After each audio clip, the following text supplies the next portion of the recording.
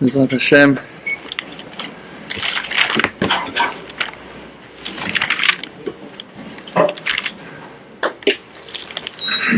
Torah 30 Zayin, part Zayin. Again and again, talking about those important souls. Very, very, very important souls. 37, part 7. So Rabbeinu is saying, fifth line, Nimtza. Now we can understand, Shebnei Amei Haaretz, that the children of the Amei Haratzot, ignorant people, Hem Nefashot Yekarot, they're precious souls. Clearer than that, you cannot receive. Ela shehem katziporim ha'achuzot bapach, just that they are like birds that are trapped in a cage, in a trap. Me'ain anu yod'im hadar tifartam. How can we learn to know the glory, the beauty of their the hadar, the beauty of their glory? Ela, just by al yedei Toratam, by their Torah. כשאנו רואים שהם תלמידי חכמים, that when we see that they are תלמידי חכמים. If you see someone that is a Talmid Chacham and you ask him, who is your father? The chief rabbi. Okay. Obvious. But if you see someone that is a Talmid Chacham, he's got tons of Torah. Where you learn that Torah? Hashem, put my effort on that Torah. I dragged it somehow, I carved it somehow, I was sweating for it. So that's Torah that's important. You cannot argue with Torah like that. A real Torah that comes out of effort. It's not an inherit from your ancestors, from your father. No one taught you. You learned it by yourself. And the main chokhmah, sorry to disappoint you, it's the wisdom of the streets, the chokhmat rechov, the wisdom of life.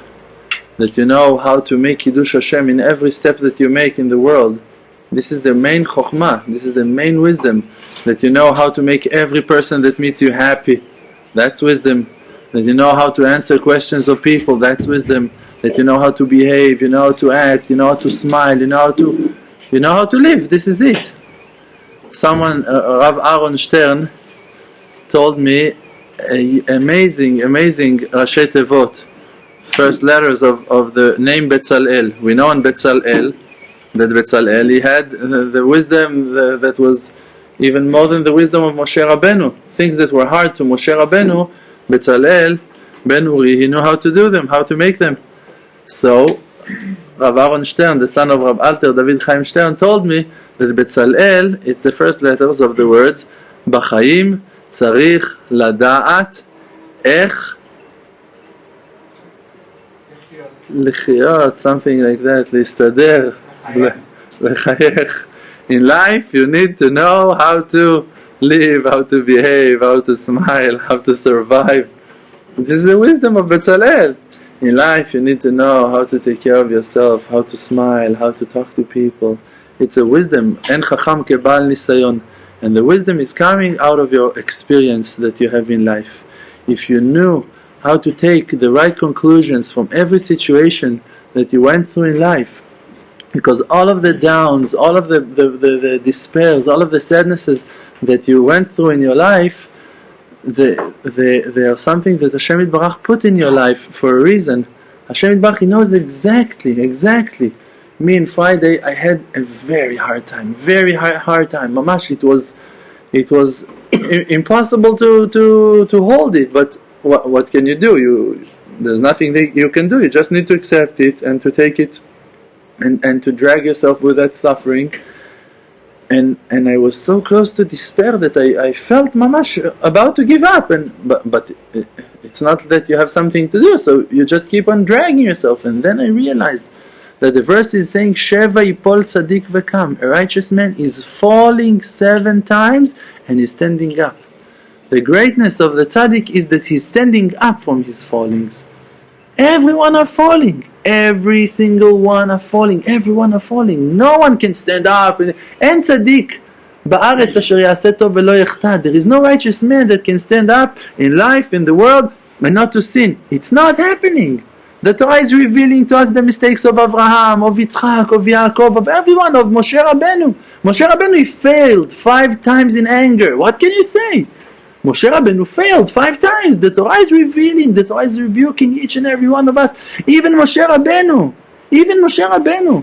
Even Rabbi Nachman in Breslev, when his son passed away, he said, Hashem ata tzadik al kol haba alai, emet asita v'ani irshati. You're righteous on everything that you brought on me. You're righteous and I sinned. This is it. I sinned something. If not, any surim belo avon. You cannot argue with the fact that your suffering are coming from a certain sin. So if you suffer, this is it. No more complaints on Hashem. No more complaints on Hashem. Accept it. I have something that I need to fix. The biggest thing of them all is the gift of Teshuva. That Bore Olam gave us a gift. It's not a mitzvah, it's not an obligation, it's not something you need to do. It's a gift. It's for you. It's a present. It's the most amazing thing that you can have in your life, that you have a solution you can fix. This is it. And Rabbeinu said, you cannot do Teshuva. But Rabbeinu said also, but I'm doing Teshuva for you. So now you have so much help. You have so much help. You have someone that is leading the camp, someone that is walking in front of us and opening the path for each and every one of us. And he already took on himself everything that we're not able to suffer. He already took it on himself. Rabbeinu said that he was suffering in this world, suffering like those that if he would bite a stick or a piece of wood, he would break it with his teeth. From the suffering that he had, he was every moment like that suffering. And he said, I can stop that suffering on the spot if I want. But I'm taking it for you. He took on himself everything that you're not able to complete. And now, everything that you have in your life, those are things that you're able to deal with. Even if it looks so hard, what you need to do, you just need to hold on. Hold on. Rav Berland once gave a shiur, he made a class, something amazing. A friend of mine from the yeshiva, I heard that story a long time ago. Yesterday in Shabbos, a friend from the yeshiva told me that he heard that class, he was in that class, that Rav Berland gave that class 15 years ago. And Rav Berland screamed at class, he said, I'm asking from all of you, only one thing, do only one thing. So people are waiting and waiting. He said, one request I have for every one of you, one request. Everyone, yes, whatever you're going to say. He said, don't kill yourself. Don't commit suicide. Al titabdu. Just don't kill yourself. You don't know who you are. You think, I need to complete the Shas. Maybe you completed the Shas 20 times before already in your past life, in your different lifetime. You don't know. You feel like you lack of Torah. Maybe you lack of something else. Ask your wife, do I lack of Torah? Torah, it's if I'm going to bring more Torah, is she going to be happy? Ask yourself. If I'm going to bring more pages of Gemara, it's going to make her happy? Your wife, she's your mirror. If Hashem is happy with you, Birtzot Hashem darkeish, when Hashem is happy with your path, with your way that you're walking, also the enemy is going to complete with him, going to make peace with him. Who is those enemies? The Gemara is saying, it's his wife. When Hashem is happy with you, Shekhinah is between you. You have peace between you. Your wife, she is the mirror to your life. What it means to your life? To how much Hashem is happy with you. If Hashem is happy, your wife, she's smiling. If Hashem has something to tell you, you don't have the merit to receive prophecy, nevuah, that you're going to see the voice, you'll hear a voice of Hashem, you're going to see the voices. You're not in that level, even very, very far from that level. Hashem made a speaker just for you. Mashu homemade, exactly for you, just for you, exactly, that can speak to you in a language that you can understand. If you need to hear whispers, she can whisper. If you need to hear things in a strict way, she can be very precise and strict. If you're not hearing nothing, she can scream. Don't worry, she's got that ability. She can go to decibelim. How you say decibelim? Highest decibels. Highest decibels? That you can imagine. Things that even dogs cannot hear. Something wild. Everything Hashem can do with her. And she is here only for you. Just to hand you the information that you need to receive from Hashem. So now she's your mirror. When Hashem is happy with you, she's going to smile to you. If you have issues in Shalom Bayit, Hashem is talking to you. Hashem himself is talking to you. Hashem is talking to you at Asher Yoav Hashem Yochiach. Because that He loves you, He rebukes you. And He brings you to those places that you're going to do tshuva. And the tshuva that needed, that Hashem asked from you to do tshuva, is not something in the heights. It's not something that is hard. Lo b'shamayim, it's not in heaven. V'lo me'ever layam, and not across the sea. Kim beficha u'bilvavcha la'asoto, just in your mouth and in your heart. Not in Rav Shalom's mouth and Rav Berland's heart. In your mouth, with your ability to pray. With your heart, even if it's not so pure, even if it's still contaminated, full with lust and desires. The heart that you have, from that heart Hashem is asking, give me your heart. Tnu libchem elai. Give me your heart. Rabbeinu said, Tnu libchem elai ve'olich otchem b'derech chadasha. Give me your heart and I'm going to lead you in a new path, in a new way. You're going to see that if you just give your heart. Your heart means that whatever you have to give, you give. Whatever you have. If you have 10 shekels, give 10 shekels. If you have 1 hour, give 1 hour. If you have few hours, give few hours. If you have amazing ideas, give them. You have abilities, you have talents. Like Rav Shalom said, if a person got a talent, he is not allowed to sit in yeshiva and to waste all of the hours in yeshiva learning Torah. You received a gift from Hashem Yitbarach. Rav Shalom said those words. You have a talent to do things, to bring people closer to Hashem Yitbarach, and you're going to waste that talent in sitting and learning Torah in Beit Midrash, Rav Shalom said. We're saying it now in Beit Midrash with open books. Hashem gave you ability to save lives, and you're going to sit and learn? If you haven't, Rav Shalom said, if you haven't received that talent from Hashem Yitbarach, so what can you do? So sit and learn all day long. This is what Rav Shalom said. I'm going to say it again and again that you're going to accept it. If you heard me saying that, okay, he took drugs when he was young, so okay, you can understand him. But Rav Shalom, he didn't took drugs. He didn't. He never smoked a cigarette. Baruch Hashem. He is a Baal Tshuva, but he haven't took drugs. He done other things. Drugs he never smoked. Baruch Hashem. So he's got a clean mind. Okay. So Rav Shalom said, if you have a talent, you're not allowed to waste your time sitting in Beit Midrash and learning Torah all day. Against that opinion that's saying that for that we've been created to sit and learn in Beit Midrash all day. Also that shita is only you're allowed to say that shita when your eyes are open, when you see around you that people are not dying, that people are not drowning, that people are not suffering. But when still people are suffering, and it can be your wife, that you're not sensitive enough to understand that she is drowning, in your tshuva process, your wife can drown. You decided to be a Talmid Chacham, you decided to bring yourself to Beit HaMidrash, to sit and learn all day long, and this is it, and mamash, you're listening to your rabbi that tells you all day long to sit and learn Torah. The wife, she's drowning. She have to buy sunglasses, she have to go for shoppings.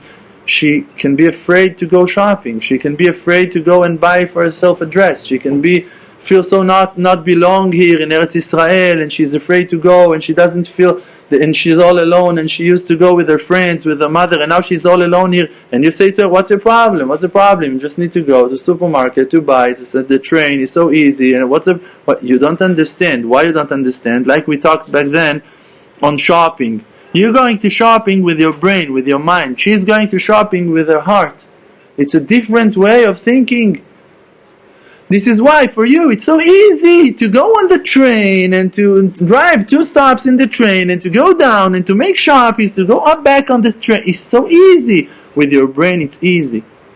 But the heart, yours, is not working, disabled, so you cannot feel all of her fears and all of her anxieties and all of her sadness and all of her doubts and all of the questions that wakes up in her heart every moment, every step, every station, to buy the ticket, not to buy the ticket, to pay like this, to pay. No, all of those thoughts that she got in her mind, in her heart, you're not connected to it. Why? Because you have all of your lusts, all of your desires, and heart is contaminated. You cannot feel her. And then what's happened? You start to rebuke her. And you have things to tell her, and you try to educate her and to tell her, listen, but it's so easy, and you start to preach, and she cannot accept it. She doesn't have the ability. And the one that was supposed to support her and to be there for her start to be the stick that educates her and punishing her and rebukes her, and you break her spirit a lot more. And then she wants to go back to her mother. She cannot stand the life here. And people can lose their wives because of they don't bring the heart. You need to bring your heart to the house. You need to bring your heart to the family. You need to, and if you see that you cannot do it, that it's hard for you, so on that you need to pray. You have that gift of 1 hour Hitbodedut a day. In that 1 hour Hitbodedut, you need to pray on the most important things that you have in your life. If you see that you're not communicating with your wife, that you don't understand your wife, that she can scream and you don't understand what she's saying, that she can talk, she tells you, I told you that thing for thousands of times and you didn't listen, so something is wrong with me. I never heard it even. I don't know what she's talking about. So even more so you need to think about what's going on. How can it be? Really? You talked about it? I never heard it. You cannot say it to her. You need to do Teshuva. You need to go and to make investigations on yourself. What's going on with me? What am I hearing inside of my head that I cannot hear her? How can it be that a person is talking to me for hours on a subject and it never even crossed my mind that she's suffering so much? What's going on? A Baal Tshuva, it's not a person with a kippah, it's not a person with tzitzit, it's not a person that learns Torah all day. A Baal Tshuva, it's a person that do Tshuva every day, as much as you can. What can you do? What a Baal Tshuva can do? He can confess. You just need to confess. HaKadosh Baruch Hu lo ba bitrunya im briyotav. He is not complaining, he is not arguing, he doesn't have no complaints on the level of your tshuva. If you're not doing tshuva like Rav Shalom, it's okay for Hashem. Hashem is not expecting you to do tshuva in the heights. Hashem said, Beficha uvilvavcha, with your mouth, with your heart. Hashem wants to hear your truth. Even if your truth is so low and so basic and so confused yet. So confused. That is your truth. Hashem is there. Because the seal of Hashem Yitbarach, the chotamot shel HaKadosh Baruch Hu is emet, is truth. And when you say words of truth, Hashem is there. And Hashem gonna illuminate the darkness that you're stuck at. But if you're gonna lie and gonna ignore from your real condition and gonna try to imagine to yourselves that you're holding in higher levels, you will never gonna illuminate the depths. Your darknesses. Like we said, in a place that Baalei Tshuva are standing means praying. Even righteous people cannot stand, means cannot pray. Why? Because they're not there. A Baal Tshuva fell to places that tzaddikim are not there. Tzaddikim cannot confess on murders. Tzaddikim cannot confess on horrible things. On nida, on goyot, on stealing properties from people. I don't know what. Crazy, wild things. On beating each other. I remember myself when we were 15. I remember that. I'm doing tshuva in public now. I remember myself. Me and friends, we were 15 years old. We were drinking like crazy people. 15 years old. Going at night in the streets looking for someone to hit him. I'm sorry, I confess, I'm apologizing. We were crazy. We saw, I don't know how to say it in English, the Tapuz Mechani, how you call that crazy sick movie? Clockwork Orange. Clockwork Orange. We saw that wild, crazy, sick film, and we thought that this is our job in life. We need to go and to punch people in the streets. We were drinking vodka and orange juice, and we were looking for people to beat them up in the streets. Why? Because it was our Yetzer Hara. I'm sorry. I'm apologizing. I didn't want to do something like that. Never in my life. But I was in hell. And in hell, you act like you're in hell. Today, let me argue with the person. I'm running. I'm starting to cry. Someone is talking to me in loud, screaming at me. I'm starting to cry on the spot. Immediately I feel wrong and I'm doing tshuva and I'm apologizing to the most wicked person in the world. I'm going to apologize to him. I'm never going to fight with the person. Today I'm scared to talk. But back then, when I was 15 years old, I didn't have nothing in my box. Only alcohol, only drugs, only nonsense, only violence, angers. My parents been divorced 1 year before and I was wild. I was crazy. So what a Baal Tshuva can do, except to confess? Take all of that mess that you have in your life, drag it in front of Hashem Yitbarach, and say, Hashem, I'm sorry. On things like that, no righteous person can do tshuva. Rav Shalom can confess on that. I remember a friend of mine, whoops. What's going on, Obi? You lost your stability? Mike. Hashem's forgiving you, Rabbi. The mic fell. You gotta put it down though, it's gonna break. The mic collapsed. You can't take it, you gotta... Maybe we'll change his name to Michael. זה לך החלפת שם to מיכאל. Michael, Bezrat Hashem, we're talking to you, everything is good. Michael is a Sar Israel, the minister of Am Israel is the angel Michael. We're talking to you, Malach, the angel, Shalom Aleichem. Talking to you, little angel, everything is good. A righteous man, I remember a friend of mine, he was doing massage to Rav Shalom, maybe 5-6 years ago. And one time he asked Rav Shalom, he told him, Rav, can I tell you something? And Rav Shalom told him yes. So he told him, I want to confess in front of you, I want to share with you something from my past, from my youth. After the army, he was a soldier in Golani, and after it he went to India, to the Far East. So Rav Shalom told him, yes, no problems, you can talk. Rav Shalom thought that he's able to accept it. That poor guy started to talk with Rav Shalom on the parties that he was involved in and things that he were in, and when he started to explain on the 3 months that he was in the rainbow cult, he felt like Rav Shalom. and so he asked Rav Shalom, he said, Rav, you want me to stop? Was it enough for you? The tzaddikim cannot handle those informations. They don't have the skin of an elephant that we have. People are coming to me and telling me and confessing to me on their past, on things that they went through in life. Alright, okay, mamash, wow. Shar koach, mamash, you scared me. People are coming, Arav, you don't know, I sinned. No, come on, what have you done? No, I've been with a Goya. I made Pagama Brit. You don't know, Rav. I was screaming at my wife yesterday. Wow. What we gonna do with you? What happened? Do tshuva. Move on in your life. What you need to do? You need to say, Hashem, I'm sorry. This is it. This is it. What you need to say? Father in heaven, I sinned. I made a mistake. I'm apologizing. It wasn't my intention. I regret. I'm sorry. Please help me not to fall to those traps again. I never planned to do something so bad, so mean. I don't know where all of that anger just exploded out from me. I don't know how it came, how I came to that sin. I'm sorry. I was screaming. I was fighting. I was arguing. I was lying. I was stealing. Hashem, I'm sorry. That's it. Open Shulchan Aruch, open Rambam, Ilchot Shuvah. This is what they're claiming. This is what they ask you to do. So what's your problem? You just don't believe in that it's really a solution for you. If you would understand the gift that Hashem gave you, the ability to do Shuvah, according to your abilities, to your powers.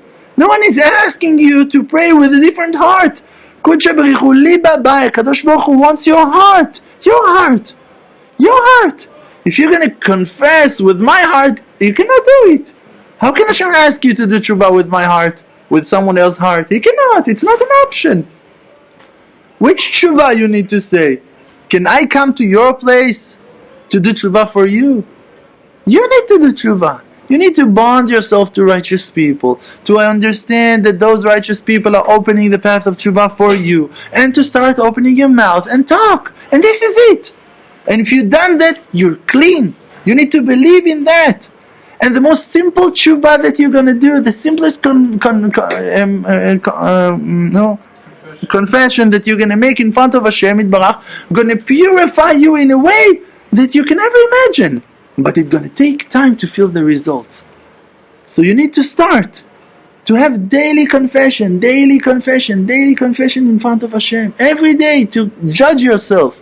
Generally, somehow, on the day, from yesterday's Hitbodedut until today. And Rav Shalom said, a person that's going to try to do today tshuva on his past, will not going to do tshuva on the past, and will not going to do tshuva on today, on the present.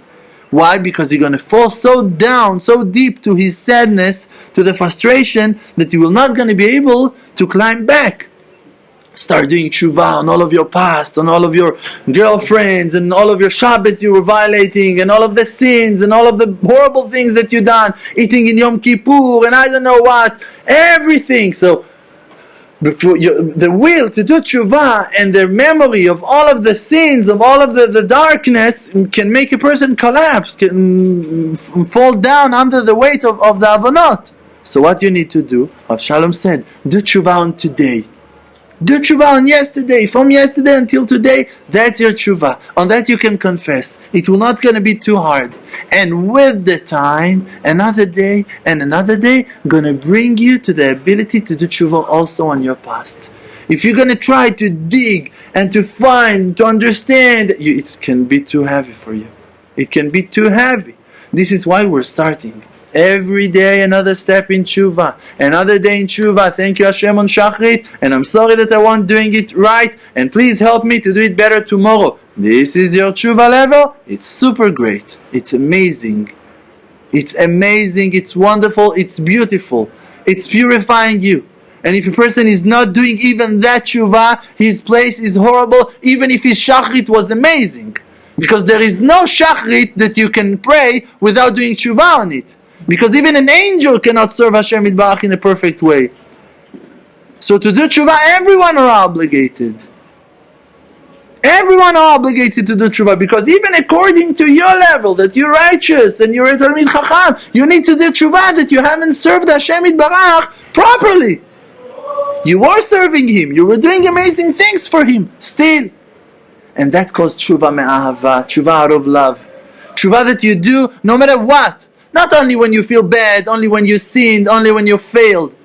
Also, when you have the cleanest day of them all, Rosh Hashanah, you went to the mikveh, made 1 hour hitbodedut, you made confession, you prayed long Ma'ariv, Mincha, Ma'ariv, everything wonderful, Seudah, you weren't talking at all, you went to sleep, in the morning you woke up early, you went to the mikveh, you prayed long Shachrit, long Musaf, you made 1 hour hitbodedut, now you're about to go to make Mincha, you haven't spoke with no one, everything is beautiful, no women in the streets, you were guarding your eyes, you wrapped with your talit, everything is beautiful. Rabbeinu said you need to do tshuva on that day. And then you say, Bore Olam, I'm sorry, maybe I wasn't dipping like I should, maybe I wasn't aiming my heart like I was supposed to. Thank you for mikveh. And Shachrit, it was wonderful. Thank you Hashem, inspiring. Please, let me pray next year or tomorrow in the second day even better. Thank you Hashem. That's tshuva out of love. That is the level of tshuva me'ahava. That you do the tshuva not because you're afraid to sin, because you love Hashem. Because you count Hashem in your life. Because Hashem is important to you and you want to serve Him better and better. And you want to do things in a greater way, in the most wonderful way of them all. And you say to Hashem Yitbarach, for sure that I'm not clean enough. For sure that I can be cleaner. For sure that I can make you happier and happier. And I want that. And I'm confessing and I'm getting closer to you. That's a level of Baalei Tshuva. That's the level of this generation. You can come from the depths and achieve the heights. Each and every one of us, like Rabbeinu is saying here. Special souls, just they're like birds that trap in a trap. This is it. Thank you. Chazak u'Baruch.